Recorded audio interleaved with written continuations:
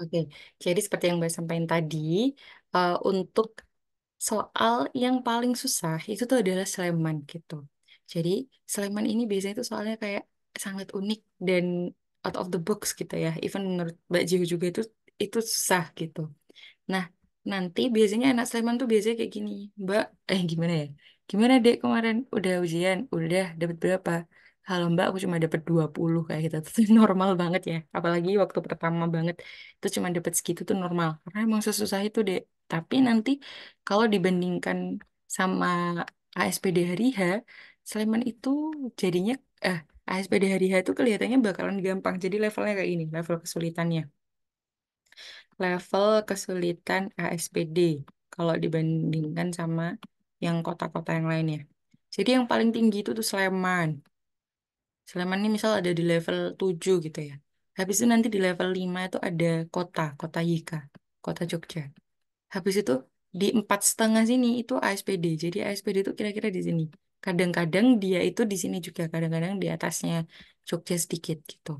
Habis itu bawahnya sedikit, misal kayak 4 itu tuh Bantul begitu. Kadang-kadang ASPD juga ada di sini di level 4 juga gitu. Habis itu kalau yang Kulon Progo itu ada di level 3,5. 3 sampai 3,5. Bantul sama Gunung Kidul sama Kulon Progo ada di sini levelnya gitu.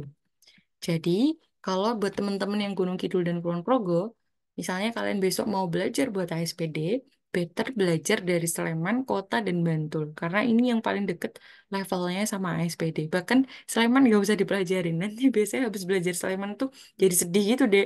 Mbak, aku nggak bisa apa-apa ya kayak gitu. Padahal bukan dianya yang nggak bisa, emang Slemannya aja yang soalnya keren kayak gitu.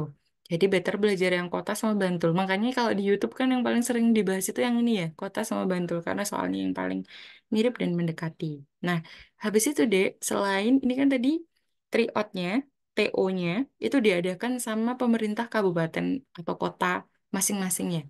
Ada juga tryout yang diadakan sama provinsi, TO-nya provinsi. Itu namanya adalah TO MKKS atau PPASPD atau bukan PPAD provinsi kayak gitu. Gini, PPAD provinsi itu dilaksanakan 1 kali. Eh, tiba-tiba not responding. Enggak ding, udah. PPAD provinsi ini dilaksanakan 1 kali dan bakalan diikuti oleh seluruh anak di kota Jogja gitu.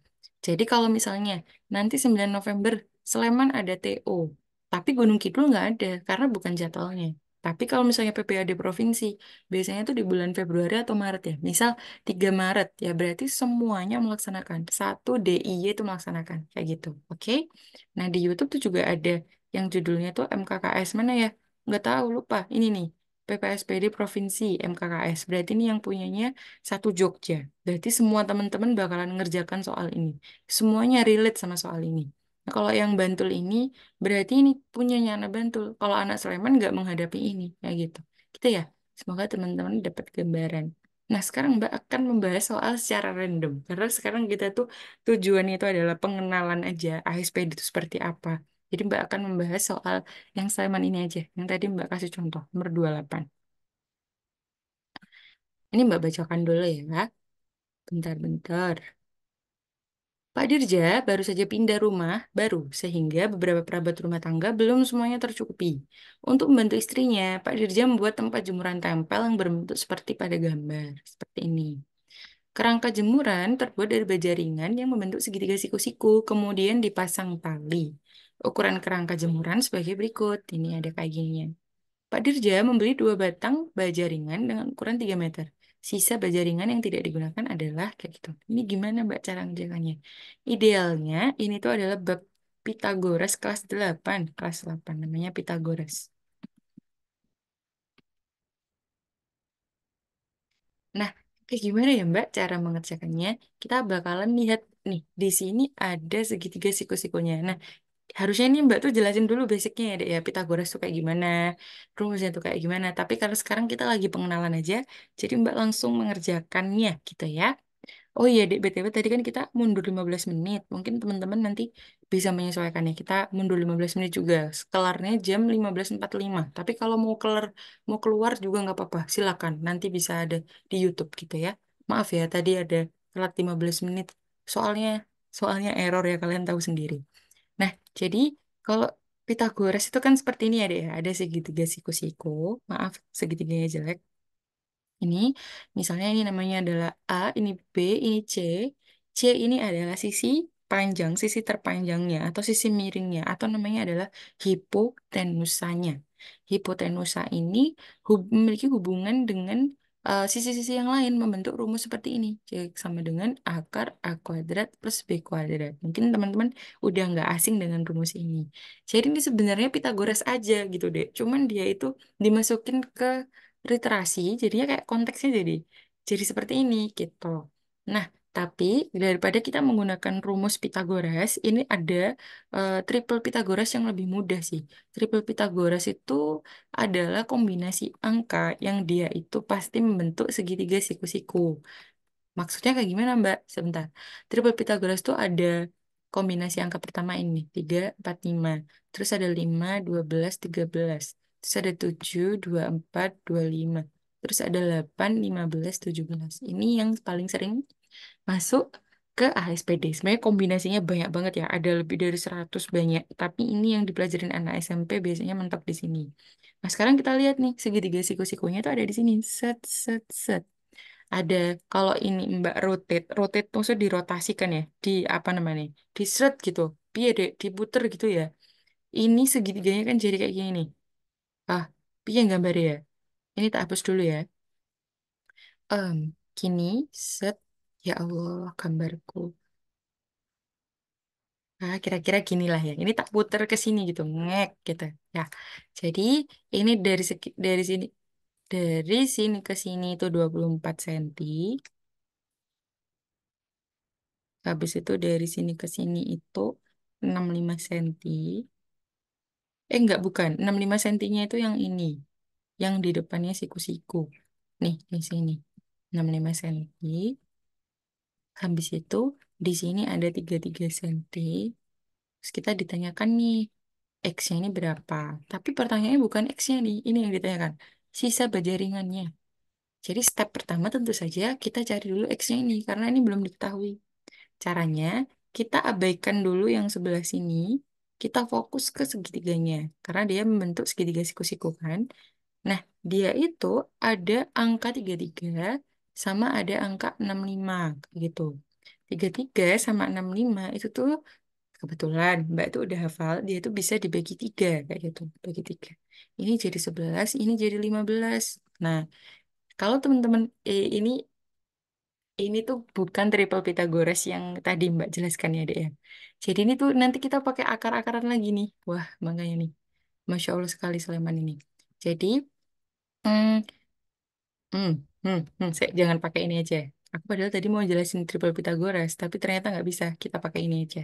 Jadi kan rumus basic dari Pythagoras tuh kayak gini. C kuadrat sama dengan A kuadrat plus B kuadrat. Nah, ini kita tuh ditanyakan yang ini tau deh. Ini itu adalah A-nya atau B-nya juga boleh. Yang pasti C itu yang miring. Terus A-nya sama B-nya itu yang ini boleh kebalik. I know. Ini kayak apa sih Mbak? Kamu jelasin apa? Mbak Jiho nggak jelasin basicnya dulu, tapi langsung ngerjakan soal. Makanya ini kamu bakalan ngerasa terlalu shock gitu karena kita belajar ini.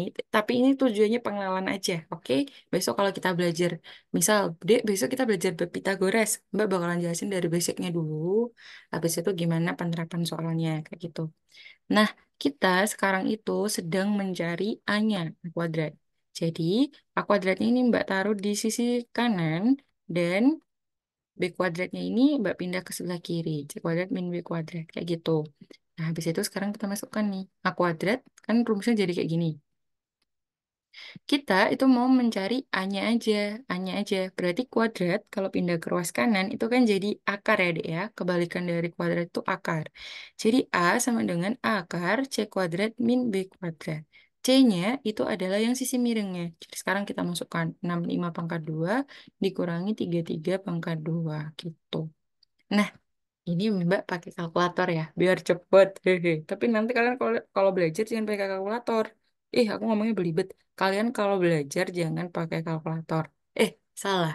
Iya, jangan pakai kalkulator. Karena nanti biar menyesuaikan diri. Ini 65 kuadrat itu adalah 4225. Kalau 33 kuadrat itu piro? 1089. Ini Mbak kurangin kayak biasanya, Pitagoras biasanya. 4225 kurangi 1089 itu adalah 3136. Akar 3136. Emang bisa diakarin? Bentar. Akar 3136. Jelek banget. Salah-salah. Bukan gini. Akar 3136.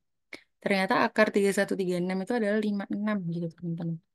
Gitu. Nah, kalau yang lainnya, misalnya kamu lihat di pembahasan kami di YouTube ya, yang bab Pitagoras untuk Bantul atau kota, itu tuh pasti bisa pakai triple Pitagoras. Nggak kayak gini. Nah, makanya Mbak Jo bilang, Sleman itu jahat, karena emang soalnya seperti ini.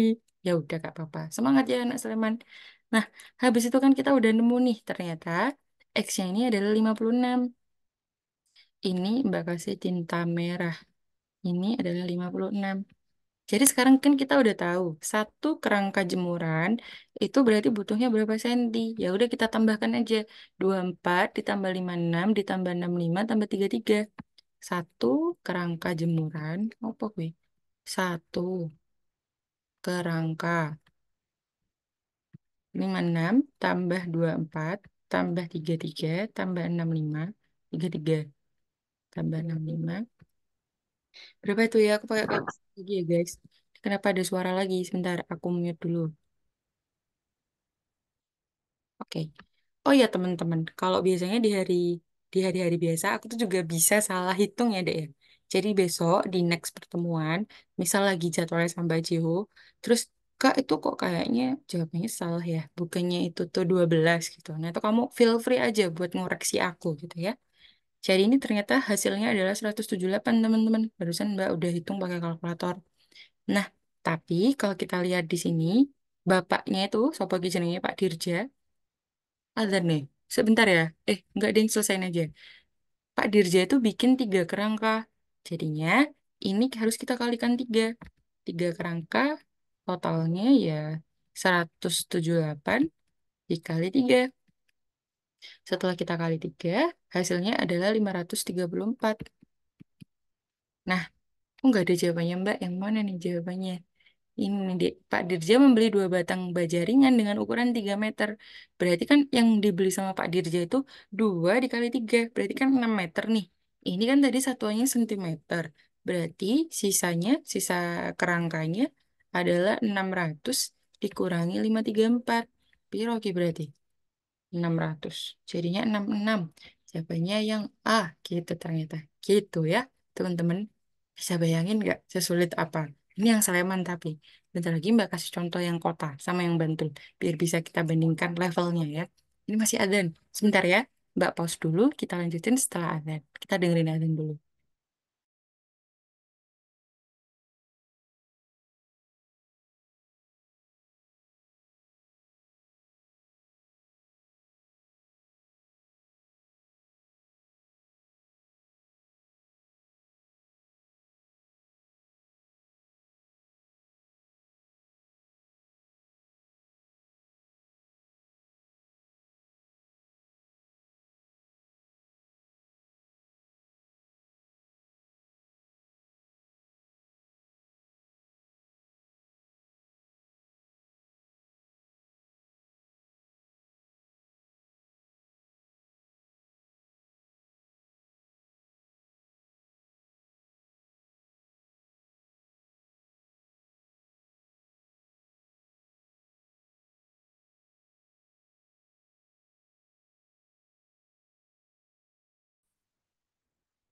Lanjutin lagi, kita bakalan bahasin soal Pitagoras juga ya, biar biar apple to apple. Apple to apple tuh apa ya?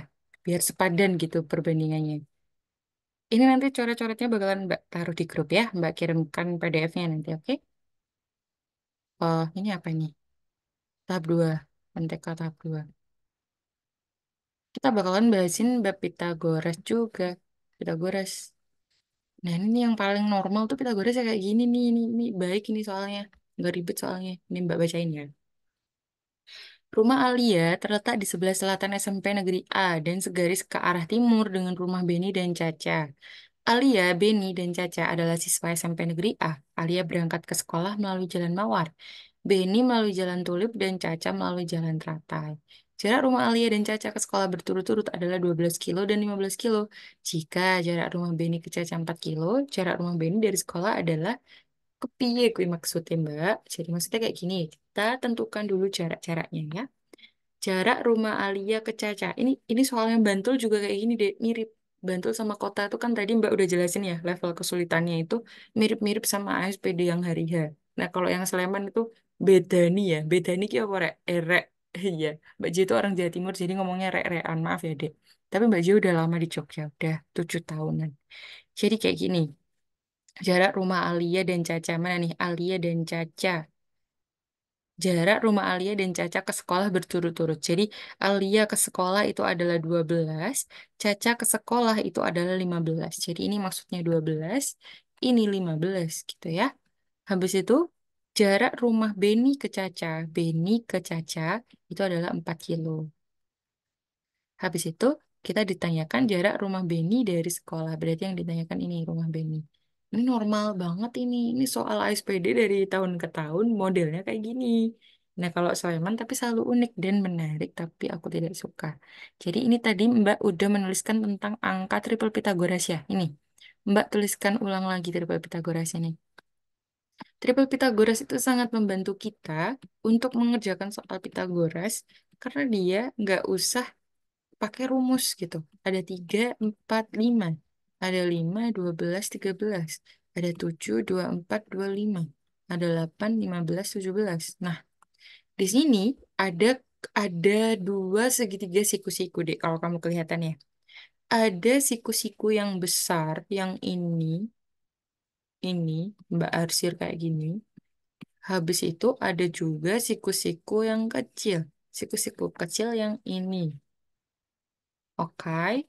Nah, sekarang biar lebih gampang menganalisisnya, Mbak akan menyebutnya pakai huruf. Ini misalnya A, ini B, ini C.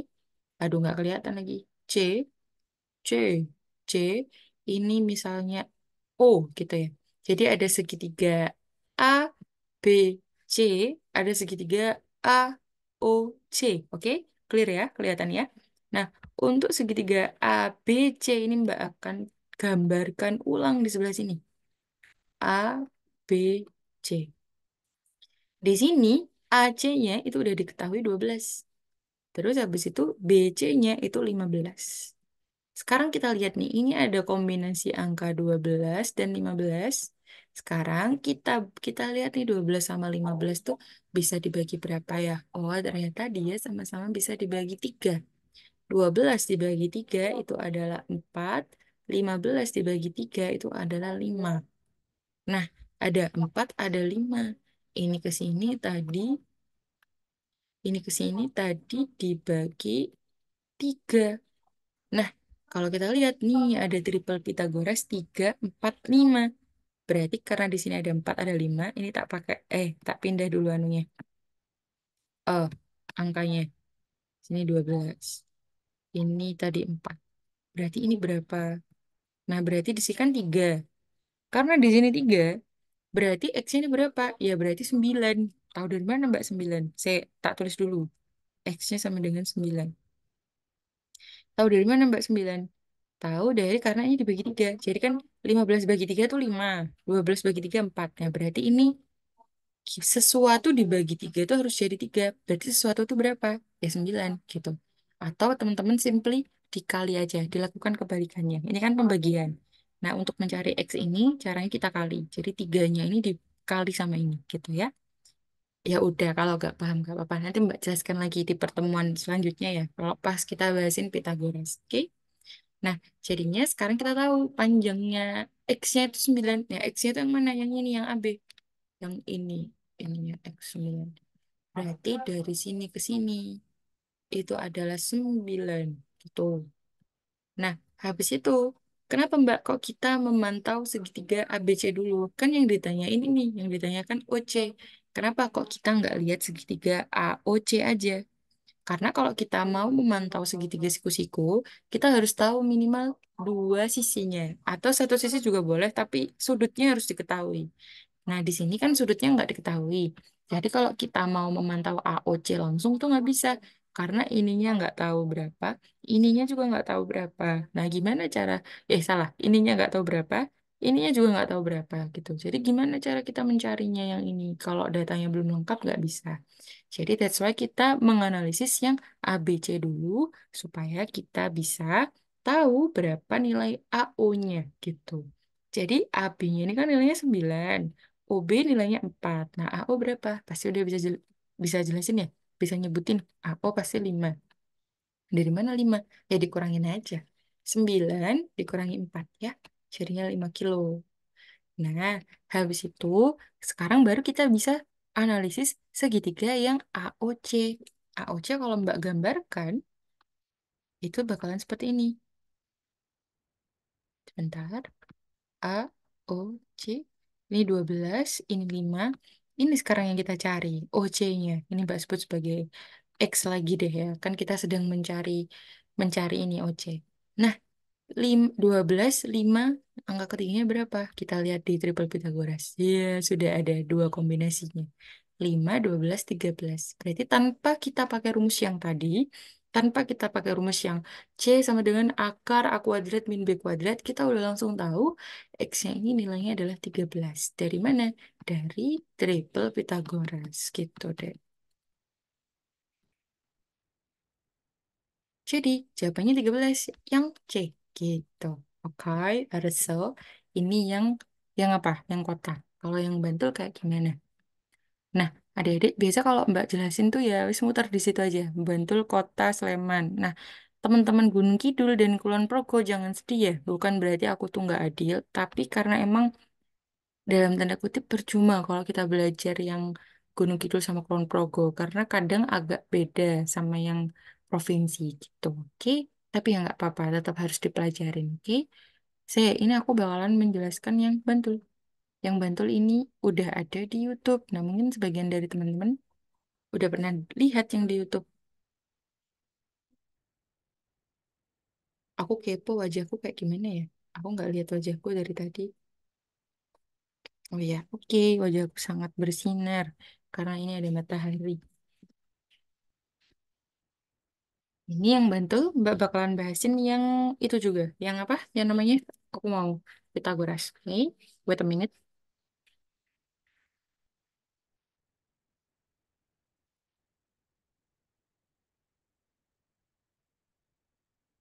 Ini, wih ternyata sama ya modelnya ya. Ini notice nggak sih Dek? Bantul sama kota tadi sama ya. Karena ini modelnya sama jadi nggak usah Mbak jelasin. Saya Mbak jelasin yang tipenya beda aja. Bentar ya. Yang PPASPD aja ini. Yang PPASPD itu yang tryout satu provinsi ya. Yang tadi Mbak jelasin itu ya. Yang semua anak menghadapinya gitu. Kok nggak bisa dulu? Oh ini bisa.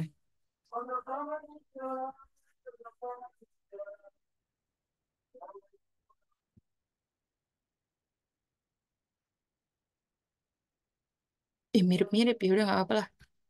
Jadi di sini ini ya wis ini gak usah tak baca karena ini di apa tadi namanya literasinya nggak terlalu penting. Jadi kita baca langsung di sini aja. Jika jarak AB sama dengan 12 desimeter, 12.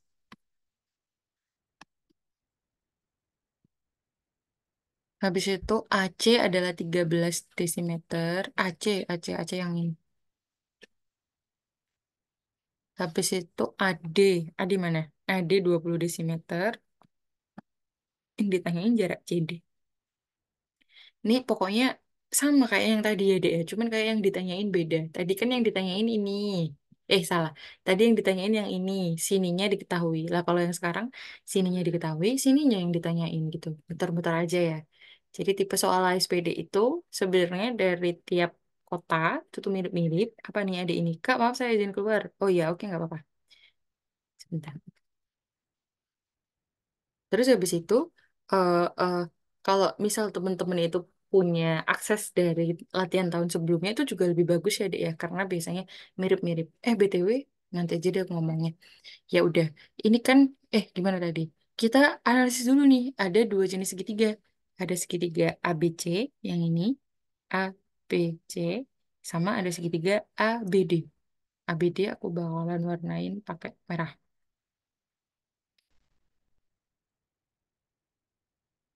ABD, gini. Terus habis itu, segitiga yang kita analisis dulu itu adalah segitiga yang punya minimal dua sisi ya deh ya. Jadi kalau misal kita lihat yang ABC yang warna hitam, itu di sini udah ada nih. AB-nya 12 sudah ada, AC-nya juga udah ada 13. Terus habis itu berarti dia bisa dianalisis. Terus kalau kita lihat yang ABD, AB-nya udah ada 12, terus AD-nya juga udah ada 20. Berarti dia juga udah bisa dianalisis. Nah, kalau dua-duanya bisa dianalisis, terus gimana, Mbak? Ya udah kita analisis satu-satu dulu ya. Mbak bakalan pakai triple Pythagoras juga seperti yang tadi. 3, 4, 5, 5, 12, 13, 7, 24, 25, 8, 15, 17. Kita lihat yang kombinasi di segitiga ABC. Kenapa ya aku kok batuk?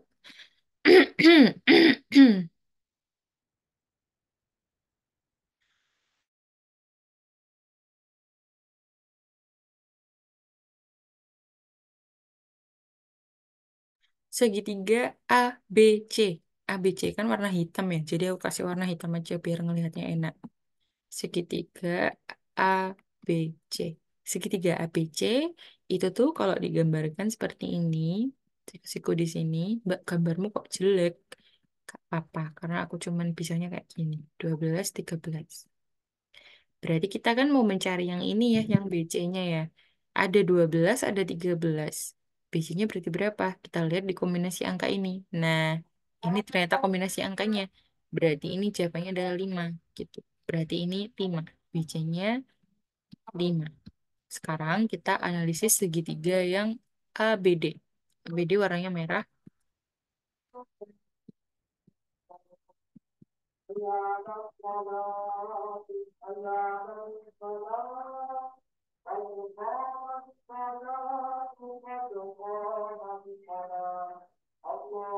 Di sini ada 12. Iya, di sini ada 20. Terus kita cari BD-nya berapa. Nah, berarti 12, 20. Eh, eh, eh, Kita bikin dulu perbandingannya. 12 banding 20. Ini tuh berapa ya? Dia sama-sama bisa dibagi berapa? Ternyata dia sama-sama bisa dibagi 4. Bagi 4. Ini jadinya 3, ini jadinya 5. Nah, 3, 5. Dua kombinasi angka ini ada di mana? Ada di sini. Berarti dua angka keduanya yang sedang kita cari itu adalah 4. Berarti aku bikin kayak gini. Berarti ini 4. Ini yang kita cari berapa? Ya berarti 4-nya dikali sama 4. Jadinya ini 16. Berarti ini 16 gitu. BD-nya itu 16. Berarti CD-nya berapa? CD-nya berarti 16 kurangi 5 sama dengan 11. Hati-hati ya teman-teman ya. Misal tadi kamu udah jawab, Alhamdulillah ketemu. Terus habis itu kamu jawab yang A gitu. Ya itu salah. Kalau misalnya kamu udah dapat 16 nih. Alhamdulillah. Oh no, jawabannya guys yang D. Itu jawabannya salah. Karena yang ditanyakan bukan itu ya. Yang ditanyakan adalah jarak CD. Jadi harus dikurangkan dulu. Hati-hati. Jenis soal ASPD itu selalu seperti itu. Bisa aja ngejebaknya. Jadi teman-teman harus lebih teliti. Kayak gitu ya. Mbak reminder lagi, kita udah 5 menit sebelum 15.30. Tapi karena tadi kita terlambat 15 menit, jadi Mbak akan mundurkan biar tetap 90 menit ya lesnya ya. Jadi kita bakalan selesai 15.45. Untuk teman-teman yang ada acara, silakan nggak apa-apa meninggalkan Zoom. Tapi kalau misalnya nggak ada acara dan masih kepo, belajarnya kayak gimana, boleh dilanjutkan. Oke, sekarang Mbak lanjutkan lagi ya. Nah, sekarang Mbak akan menunjukkan bagaimana modelan soal IPA kayak gitu. Kan Mbak tuh ngajarnya IPA sama MTK ya. Jadi ya udah kita bahasin dua-duanya. Tadi ada yang nanya, Mbak kita hari ini belajar apa? Aku masih bingung tadi karena mau menjelaskan kayak yang umum-umum gini gitu. Mana IPA-nya? Ini bahasa Inggris. Ini aja. Kalau yang di IPA tuh ya, Dek ya, kita biasanya itu kesulitan di fisikanya ya. Fisikanya itu kan kayak, ya fisika tuh emang susah. Bahkan fisika lebih susah daripada MTK kalau menurutku pribadi. Tapi di IPA itu tuh kita nggak cuma belajar fisika doang. Kita juga bakalan belajar biologi kayak gitu. Nih biologi gitu. Ini di set soal yang sekarang kalian lihat ini, soalnya tuh tercantum sebentar. Ini yang kalian gimana bacanya? Sorry.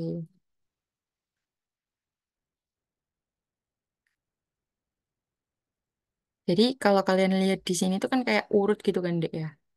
Nah, tapi nanti waktu hari H itu munculnya nggak urut ya. Munculnya itu bakalan acak kayak gitu. Bisa aja nomor 30-mu itu ini. Terus nomor, salah. Bisa aja dia tuh muncul pertama kali di tempat kamu. Tapi di temenmu ini tuh muncul terakhir kali yaitu. Jadi setiap siswa itu nanti bakalan menghadapi soal yang sama, tapi urutannya beda. Kayak gitu ya. Sama, tapi urutannya beda. Terus temen-temen juga pasti udah tahu ya, ada dua paket. Ada paket A sama ada paket B. Kayak gitu. Jadi nanti bedanya di situ. Tapi kalau nggak salah waktu ASPD hari H itu cuma satu paket. Tapi mungkin tahun ini ada perubahan, aku juga nggak tahu tuh. Kalau nggak salah ada dua paket kalau yang tahun ini. Tapi tahun sebelumnya cuma satu. Gitu. Nah, sekarang teman-teman kalau misalnya punya kesulitan di fisika, itu kamu jangan apa ya, jangan menyerah karena kan masih ada biologi gitu. Biologinya di sini ya udah apa namanya maksimalin kayak gitu. Teman-teman belajar biologinya. Biologinya ini ada dari kelas 7 sampai kelas 9 ya. Walah lah iya, aku baru inget ini. Jadi aku punya murid, dia kelas 9 semester 2 tanya ke aku. Mbak, aku baru sadar, ternyata ASPD itu dari kelas 7 ya. Tak kira ASPD itu cuman pelajaran kelas 9 aja. Jadi ASPD itu semua pelajaran SMP dari kelas 7 ya, Dek ya. Bukan kelas 9 doang. Oke, teman-teman ingat-ingat ini ya. Ini ini tuh pelajaran kelas 9 ya normalnya. Ini kelas berapa? Fotosintesis tuh kelas 8 ya enggak sih? Ini kelas 9 juga. Aku bakalan pelajarin yang bisa dibahas di kelas 8 aja. Hmm, ya udah ini aja. Silau banget ya hari ini. Ini ada ilustrasi dari penampang melintang daun sama penampang melintang batang gitu. Nah, ini ada susunan selnya di dalamnya. Kita baca dulu bareng-bareng ya. Organ daun dan batang tersusun dari jaringan meristem dan jaringan permanen.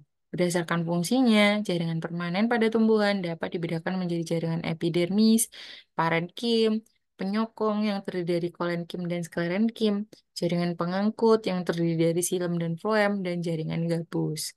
Penampang melintang daun dan batang seperti pada gambar. Jaringan parenkim disebut juga jaringan dasar karena dijumpai di setiap bagian tumbuhan. Ada macam-macam parenkim dalam tubuh tumbuhan, di antaranya parenkim asimilasi dan penimbun. Nah, saya skip wae kok kesuwen iki mocone. Ini ternyata yang ditanyain jaringan pada tumbuhan yang berfungsi untuk menyimpan makanan. Jaringan yang menyimpan makanan itu adalah yang empat, yang ini. Gimana ya aku jelasinnya ya? Aku lihat dulu soalnya. Ah, ini Dek, gimana ya? Tadi kan Mbak udah jelasin, tipe soal SPD itu sebenarnya dari tahun ke tahun tuh mirip-mirip gitu. Cuman, apa namanya, kayak ada perbedaan sedikit gitu loh. Ada modifikasinya, tapi tipenya tetap itu gitu. Misalnya ya, kalau kita misalkan sama bakso nih, di tahun 2023 tuh bakso Malang, di tahun 2024 tuh bakso Cuanki, di tahun 2025 tuh bakso Aci. Jadi kayak mirip-mirip, tapi kayak masih sejenis gitu loh. Jadi kebetulan Mbak Cio udah hafal nih untuk yang penampang daun. Mungkin teman-teman juga udah hafal ya. Ini yang paling atas namanya jaringan apa? Jaringan yang terdiri dari satu lapis dan ada di atas sendiri itu namanya adalah jaringan epidermis. Aku belum nge-story. Ntar ya, Dek, aku harus nge-story untuk pencitraan. Sabar ya, kamera. Ini juga buat bukti nih, soalnya masih banyak yang tanya, Mbak ini gratis beneran nggak? Ntar aku di tengah-tengah suruh bayar lagi. Nggak disuruh bayar. Kamu lihat aja yang di YouTube. Kalau misalnya suruh bayar kan nggak mungkin disebarin di YouTube ya. Oke, sebentar. Jadi, kalau yang atas sendiri ini adalah jaringan epidermis. Kalau yang di nomor 2 ini namanya adalah jaringan parenkim juga. Tapi khusus untuk yang di daun, dia itu punya parenkim yang terdiferensiasi. Maknanya adalah dia itu memiliki fungsi yang berbeda. Dia itu lebih tepatnya namanya adalah jaringan parenkim palisade atau jaringan tiang kayak gitu. Kenapa kok dia itu dibedakan? Karena dia itu cuma ada di daun doang. Ini fungsinya untuk fotosintesis karena di sini banyak klorofilnya. Terus habis itu yang di nomor 4 ini, ini adalah jaringan parenkim spons atau jaringan parenkim bunga karang. Bunga karang, ya nggak sih? Bunga karang, parenkim spons. Ini fungsinya untuk menyimpan cadangan makanan gitu, yang nomor 4. Terus yang ini yang nomor 3 apa? Nah, ini yang nomor 3 ini adalah jaringan pengangkut yang ini. Jaringan pengangkut ini biasanya ini nggak jelas ya kalau bentuknya kayak gini. Tapi dulu Baju pernah mengamati di bawah mikroskop ya, Dek, ya. Kata guruku, ini kan ada butirannya banyak nih ini. Ini, yang gede-gede ini adalah silem, nah yang lebih kecil ini phloem gitu katanya. Kata guruku kayak gitu. Tapi ini kan kayak nggak ada bedanya, perasaan semuanya besar, semuanya ukurannya mirip. Jadi ya udah kita sebut aja sebagai jaringan pengangkut. Ini untuk penampang yang daun. Bentar deh, aku batuk lagi. Nah, kalau yang jaringan batang kayak gimana? Jaringan batang, ini tuh di depan sendiri, ini nomor T, ini tuh ada yang namanya cortex. Boleh juga disebut epidermis sih, tapi biasa kalau di batang tuh kan identik sama kayu ya. Ini buat dikotil, nih dikotil. Jadi dia tuh punya lapisan paling luarnya itu cortex. Habis itu yang ini, yang dalam ini adalah stele gitu. Habis itu yang ini tuh adalah jaringan pengangkut juga, yang di dalam ini namanya adalah silem gitu. Ini yang kuning nggak ditunjuk sama panah sih, yang ini ya, yang kuning ini ya. Ini tuh namanya adalah phloem gitu. Dan ini tuh soal ini tuh sering ya deh, jadi memang makanya Baju udah hafal gitu. Jadi kalau teman-teman banyak latihan, itu bakalan banyak pengalaman, sehingga kalau ada soal teman-teman nggak panik, teman-teman bakalan tahu, oh ini kan soal yang waktu itu aku pelajarin, aku bisa kayak gitu. Kalaupun ada perubahan sedikit, oh ini kan mirip sama soal yang waktu itu aku pelajarin, jadi bisa gitu ya. Terus kalau yang ini namanya jaringan pengisi ya, Dek. Semua jaringan pengisi. Tadi ada bacaannya nggak sih? Jaringan pengisi, ini jaringan parenkim gitu. Ini ada tulisannya penimbun dan segala macam. Jadi parenkim itu yang ngisi space yang ada di seluruh bagian tumbuhan itu parenkim. Gitu. Tulisanku bagus banget ya. Yaudah, Kak apa ya? Ini jaringan parenkim itu berarti karena yang ditanyain adalah yang menyimpan makanan. Jadi jawabannya yang ini yang D gitu. 4 dan X. 4 itu yang ini, X itu yang ini gitu. Kalau yang ini satu dan T, ini satu dan T itu adalah jaringan ini tadi epidermis. Jadi dia bakalan melindungi ini jaringan epidermis, melindungi jaringan yang ada di bawahnya. Kalau yang ini 2 dan Y, jaringan dengan sel yang memiliki plastida kloroplasma melimpah. Ini 2 itu yang tadi aku jelasin, yang palisade tadi, yang tempatnya klorofil. Tapi kalau yang Y itu bukan tempatnya klorofil gitu. Jadi 2 dan Y itu memiliki karakteristik yang berbeda gitu. Habis itu yang C, 3 dan Z tersusun dari sel berdinding tipis. 3 dan Z. Iya, ini benar anunya. Iya, Pak. Hmm. Ini 3 dan Z itu benar, tapi yang ditanyakan yang menyimpan makanan. Jadinya yang lebih benar itu adalah yang ini, 4 dan X, kayak gitu. Oke, gitu. Vakuola. Vakuola itu bagian dari sel. Teman-teman, Mbak kasih soal yang berhubungan dengan sel. Ini dia. Karena ini biasanya udah dipelajarin di kelas 7 atau kelas 8. Vakuola, tadi kan ada kata-kata vakuola ya. Vakuola itu adalah bagian dari sel tumbuhan yang berfungsi untuk menyimpan sesuatu. Apa nih? Maaf Kak, ini bakalan dipost di YouTube kapan ya kira-kira? Sebentar deh, habis ini ya. Habis kita selesai, ini nanti diproses sama Zoom-nya. Kan kita Zoom-nya panjang. Jadi nanti ngeprosesnya paling 30 menitan. Habis itu masih aku upload kayak gitu. Oke, nanti linknya bakalan ditaruh di grup. Oke, jadi nanti teman-teman bisa lihat kapan aja. Oke, sama-sama. Oke, oke kita belajar rumah energi dalam sel. Ini soal berkaitan sama sel itu juga sering keluar ya, Dek. Kalau kamu notice, yang ada di Instagram kami itu Mbak juga pernah ngepost soal berkaitan sama sel. Nah, sel ini karena kan itu apa tadi yang tadi aku jelasin di awal banget yang cakupan materi. Nah, itu kan udah ditentukan ya sama pemerintah Jogja. Ini semuanya harus ngerjain soal berkaitan sama sel. Nah, ya udah makanya soalnya mirip itu doang kayak gitu. Tapi soalnya yang kayak gimana yaitu kita nggak tahu. Kita cuma bisa mempelajari kemiripannya, tapi mana yang bakalan keluar kita nggak tahu kayak gitu. Oke? Habis itu di sini Mbak bacakan dulu. Ini langsung pertanyaannya aja ya. Bagian yang merupakan rumah energi dalam sel. Ini Mbak bakalan jelasin satu-satu. Dari yang nomor satu dulu. Yang nomor satu, ini kok nggak jelas bentuknya. Ini apa? Nggak ngerti, kok nggak bisa jelasin. Ini RE, po. Aku bisa jelasin nomor tiga, nomor empat, sama nomor dua ya, Dek. Karena yang nomor satu ini bentuknya Kyowo. Ini kayaknya RE sih, retikulum endoplasma. Tapi ini Mbak bisa aja salah yang poin satu. Jadi yang poin satu ini bisa didebat ya kalau kamu ada jawaban yang lebih betul. Karena bentuknya ini nggak terlalu jelas. Maaf, Mbak nggak bisa menganalisisnya. Tapi kalau yang nomor tiga, ini udah jelas. Dia ada di tengah, dia yang paling besar, dia adalah inti sel. Gitu.